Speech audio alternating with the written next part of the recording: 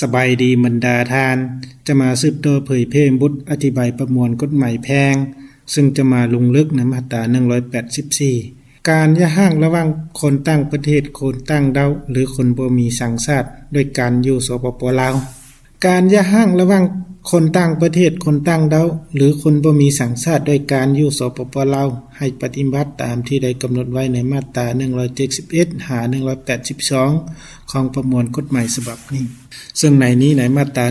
171หามาตรา182ข้าพเจ้าก็ได้เผยแพร่ไปแล้วฉะนั้นก็ฝากให้บรรดาท่านกลับคืนไปเบิ่งคืนเนื้อในของ2มาตราดังกล่าวและตอนนี้ก็เป็นเนื้อในของมาตรา184และต่อมาจุดประสงค์ของมาตรานี้ก็เพื่อเฮ็ดให้เห็นถึงหลักการที่จะนำมาใช้ในการยะห่าง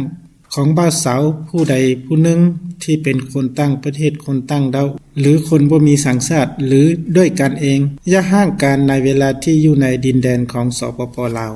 ตัวนี้ถือว่าเป็นจุดประสงค์ของมาตรานี้และต่อมาตัวอย่างกและขอเป็นผัวเมียกันทั้งสองเป็นคนต่างประเทศได้มาอาศัยอยู่สปป.ลาวต่อมาได้2ปีกและขอได้ตกลงยะห่างกัน